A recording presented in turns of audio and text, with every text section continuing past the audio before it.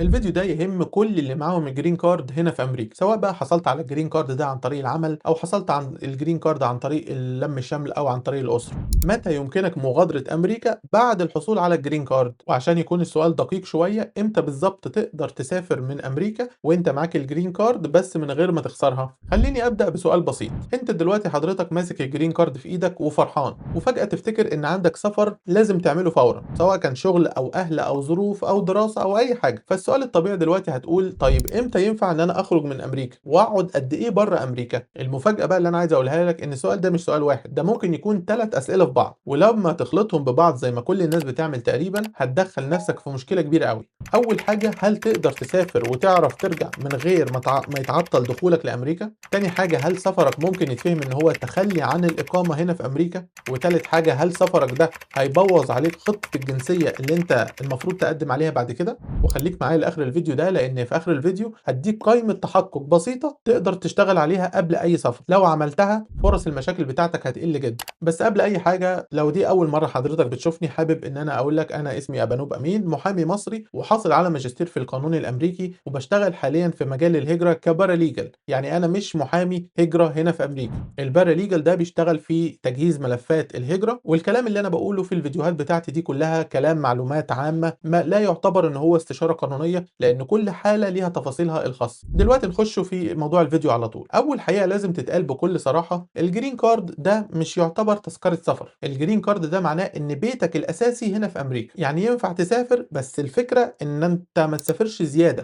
ولا تسافر كانك نقلت حياتك بره امريكا. خليك معايا للفيديو عشان كل الكلام اللي في الفيديو ده مهم جدا. في حدود زمنيه بتزود المخاطر دي، وفي كمان علامات ممكن تخلي ضابط الهجره او ضباط المطارات يقتنعوا ان انت لسه مقيم هنا في امريكا او العكس. خلينا نمشيها واحده واحده وبطريقه بسيطه جدا. دلوقتي امتى تقدر تسافر بعد ما تاخد الجرين كارد؟ الاجابه المباشره، تقدر تسافر في اي وقت بعد ما تحصل على الجرين كارد.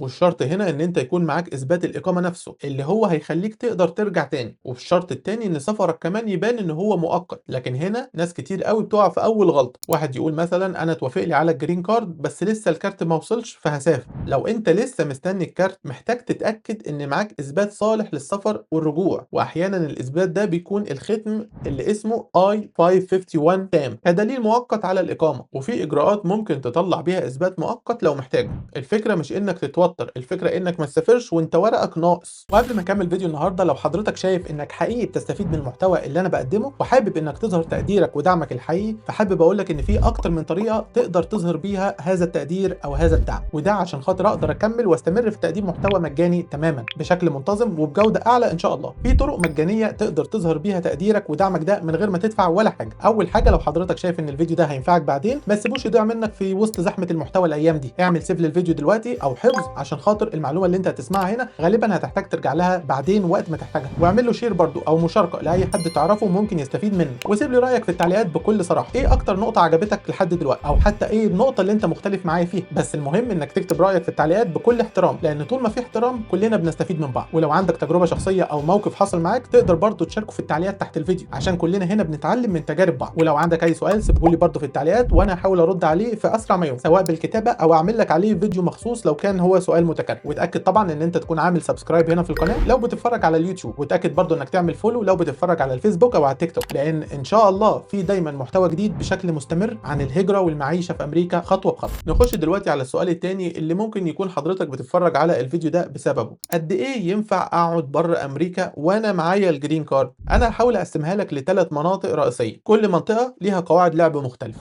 اول حاجه، سفر اقل من 6 شهور، وده انا ممكن اسميه المنطقه الامنه لمعظم الناس. غالبا طبعا هتقدر ترجع بشكل طبيعي واسئلتك هتكون بسيطه في المطار، بس برضو خلي بالك حتى لو اقل من 6 شهور، لو حياتك كلها بره امريكا، شغل مثلا، بيت او اسرتك او ضرايبك، ساعتها المخاطر عليك هتعلى. تاني حاجه، سفر من 6 شهور لاقل من سنه، ودي انا ممكن اسميها الاشارات الحمراء ممكن تزيد في المنطقه دي، لان جهات الدخول في المطارات غالبا هتعتبر ان الغياب الطويل ده ممكن يكون باب لاسئله كتير قوي.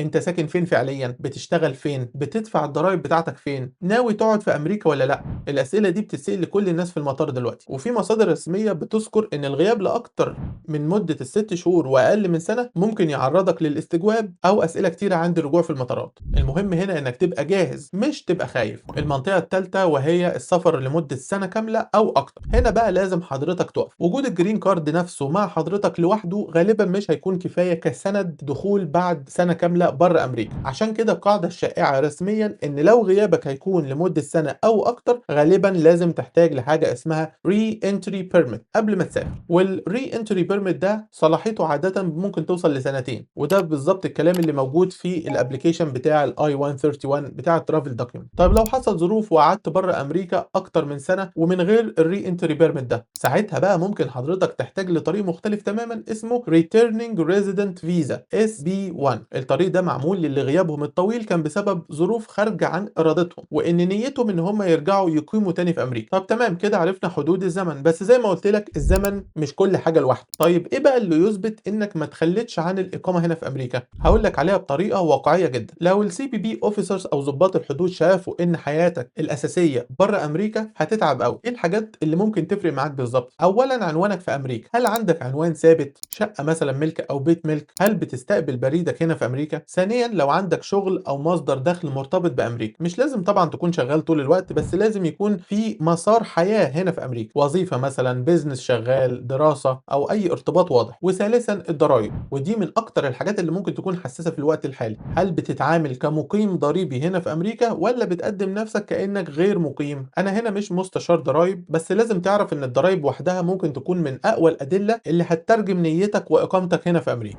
رابعا رخصه القياده، حسابات البنك او التامين او الموبايل او البنوك، حاجات بسيطه جدا بس لما تتجمع بتعمل صوره هل انت عايش هنا في امريكا ولا عامل حساباتك دي كلها بره امريكا. خامسا اسرتك فين؟ هل اسرتك كلها بره امريكا وانت بتزور امريكا كانك ضيف؟ ده ممكن يعمل لك مشكله. لو اسرتك هنا وانت سافرت لظرف مثلا معين ده بيبقى منطقي اكتر. خد بالك انا مش بقول وجود حاجه واحده ده يضمن لك شيء، انا بقول الصوره كامله هي دي اللي هتعمل الفرق. خليني دلوقتي اقول لك على مثالين حقيقيين عشان خاطر الصوره تثبت. المثال الاولاني شخص مثلا خد الجرين كارد وسافر 8 شهور يجهز ورق المدرسه لاولاده، ساب شقته في امريكا ولسه شغله ريموت يعني عن بعد وبيقدم ضرايب ورجع. هنا في الغالب الاسئله ممكن تكون مثلا كنت فين، عملت ايه، ليه طولت، لكن انت عندك قصه منطقيه وادله. نخش بقى على المثال التاني. شخص خد الجرين كارد وبعد شهرين سافر، باع كل حاجه وقفل حساباته هنا في امريكا ونقل شغله بره امريكا وقعد 7 شهور ورجع. حتى لو اقل من سنه الصوره العامه بتقول ان انت قفلت حياتك كلها هنا في امريكا، وهو ده الفرق اللي انا بتكلم عليه في الفيديو ده. طب نروح دلوقتي لجزء مهم جدا وحساس للغايه وهو التقديم على الجنسيه الامريكيه. في ناس كتير قوي بتسال انا ناوي طبعا ان انا اقدم على الجنسيه الامريكيه بس محتاج اسافر، اعمل ايه؟ هنا بقى لازم تفصل بين حاجتين مهمين.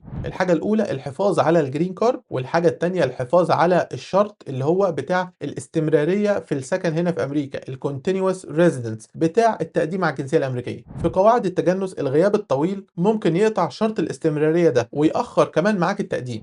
والكلام اللي انا بقوله ده موجود كله في دليل سياسات اداره الهجره اليو سي اي اس، ان الغياب سنه او اكتر خلال فتره الاستمراريه المطلوبه بيكسر الكونتينوس ريزيدنس ريكوايرمنت. وبرضه عمليا الغياب اللي بين 6 شهور وسنه بيعمل مشاكل محتمله في الاستمراريه وبيخلي الموضوع محتاج اثباتات اقوى على حسب الحاله طبعا. يعني باختصار شديد لو هدفك ان انت تقدم على الجنسيه بسرعه قلل سفرك الطويل قدر الامكان، لو مضطر خلي سفرك مفهوم ومبرر ومعاه الادله بتاعته. بس قبل ما ادخل في النقطه اللي جايه في حاجه مهمه بتحصل مؤخرا في ناس كتير وان شاء الله حضرتك تكون واحد منهم بدات ان هي تظهر تقديرها ليا ودعمها ليا بطريقه مدفوعه بشكل رمزي. في طرق كتير الصراحه وهسيب لك كل روابط الطرق دي في وصف الفيديو ده. لو محتوايا بيساعدك وبيفيدك تقدر طبعا تعزمني على قهوه من خلال باي مي كوفي. لو انت بتتابعني على اليوتيوب تقدر تظهر تقديرك ودعمك ليا ده من خلال زرار اسمه ثانكس بيكون موجود تحت الفيديو، او انت تقدر انك تنضم لعضويه القناه اللي هي الممبرشيب. ولو حضرتك بتتابعني على الفيسبوك تقدر تظهر تقديرك او دعمك ده من خلال الستارز او الاشتراك الشهري الرمزي اللي هو السبسكريبشن. ولو انت بتتفرج على الفيديو دلوقتي على التيك توك تقدر برضو تعمل الكلام ده من خلال السبسكريبشن. وكل اشكال الدعم دي بتفرق معايا جدا لان المحتوى اللي انا بقدمه بياخد وقت كبير قوي في البحث والتجهيز والمراجعه واحيانا كمان مراجعه مع احد المحامين الهجره اللي انا بشتغل معاه، فتقديرك ودعمك ده بيساعدني ان انا اكمل واقدم محتوى اقوى واوضح واكتر انتظاما. ولو في يوم فيديو من فيديوهاتي فادك او وضح لك نقطه او طمنك او وفر عليك غلطه، فتقديرك ليا ده هيفرق معايا جدا، وهيخليني كمان اعرف ان النوع ده من المحتوى مهم واقدر ان انا استمر اقدمه بشكل مجاني تماما لاطول فتره ممكنه. وما تنساش كل الروابط في وصف الفيديو. وبرده فاكر لما قلت لك 3 اسئله، واحد ممكن يحافظ على جرين كارد بس يتاخر في الجنسيه، وده بيحصل كتير قوي قوي قوي. طيب مثلا لو انا مضطر اسافر سنه او اكتر اعمل ايه؟ هنا بقى لازم تبلان ليور لايف او تخطط لحياتك بشكل منطقي.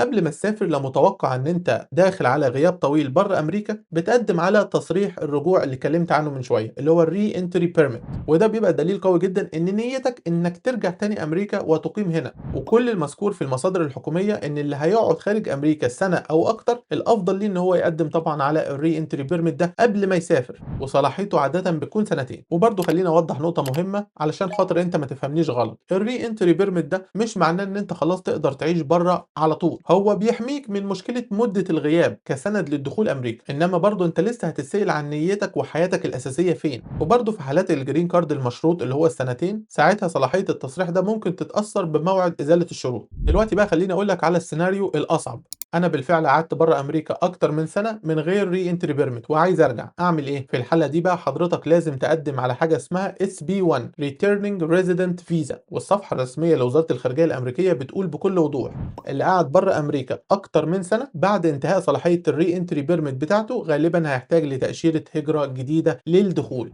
عن طريق الريتيرنينج ريزيدنت فيزا. وبرده الصفحه دي بتذكر شروط الفكره نفسها، انك كنت مقيم هنا في امريكا وقت ما سافرت وسافرت بنيه الرجوع لامريكا ولسه النيه دي موجوده، والغياب الطويل كان سبب لخارج عن ارادتك. كل الشروط دي انت لازم تثبتها بالادله، وكمان بتديك امثله على اثباتات التايز او الروابط بينك وبين امريكا زي الضرائب اللي بتقدمها، الروابط الاقتصاديه الاجتماعيه، واثبات سبب الغياب. يعني لو حضرتك مفكر ان الاس بي 1 فيزا دي مضمونه، الاجابه برضو لا، لانك لازم تقنع القنصل ان ظروفك كانت فعلا خارج عن ارادتك وان انت ما قررتش تسيب امريكا بارادتك. طب هل في استثناءات او حالات خاصه للكلام اللي انا بقوله ده؟ الاستثناءات المذكوره رسميا هي زوج او زوجه او طفل لشخص في القوات المسلحه الامريكيه او موظف في الحكومه الامريكيه بالخارج في اوامر رسميه، في تفاصيل بتسمح بالدخول بظروف مختلفه تماما طالما ما حصلش تخلي عن الاقامه والشخص ده يقدر يرجع امريكا تاني. اسف جدا على الاطاله، بس دلوقتي خليني اقول لك على حاجه مهمه قوي، وهي قائمه التحقق اللي انا قلت لك عليها في اول الفيديو. اعملها قبل ما تسافر، لو طبقتها هتختصر عليك توتر كبير قوي.